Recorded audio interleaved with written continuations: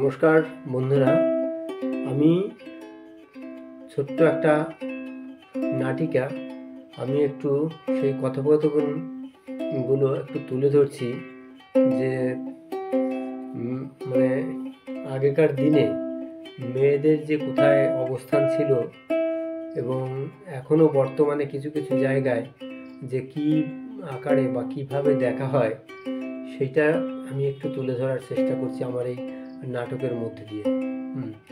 তো যাদের ভালো লাগবে তারা লাইক কমেন্ট করবেন এবং শেয়ার করে অন্যান্য বন্ধুদের দেখবার সুযোগ করে দেবেন, আর ভালো না লাগলে তারা স্কিপ করে বেরিয়ে যাবেন, ঠিক আছে? তো আমি আমার লেখা, আমি ডক্টর নরেশ বিশ্বাস, আমি আমার লেখা থেকে একটু পাঠ করছি আর কি। এটা হচ্ছে ফোনালাপ, ফোনে কথা বলার যে ব্যাপারটা সেইটা আমি তুলে ধরছি, ঠিক আছে?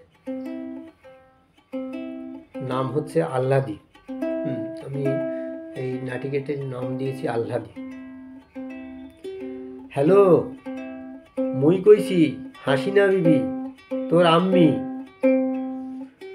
তোর বাপ বাসায় নাই? আরে সেই আগের থেকে যে তোর ছিল এখনো স্বভাব পাল্টায় নাই।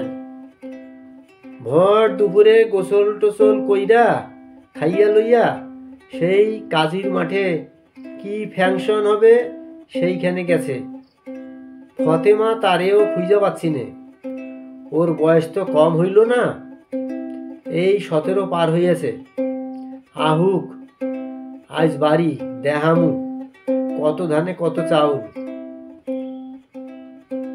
ওর মাথায় চুলের মুঠি ধরমু, মাইয়া গো কিসের ফ্যাশন দেখা। যে এত সময় ফ্যাশন দেখতে আসিল, এত সময় 1 ডজন মাল করতে পারত। হেমসেলাই, ওই ফ্যাশন দেখলে পেট ভরবে না কি হবে ওতে? আর বলস কেন, নাসিম হইছে ওর বাপটার মতো।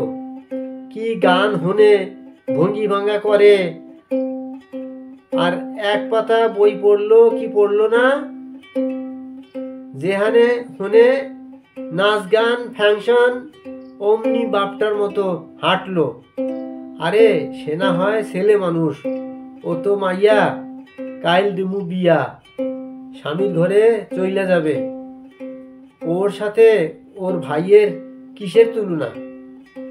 এখনো মাছের মুড়াটা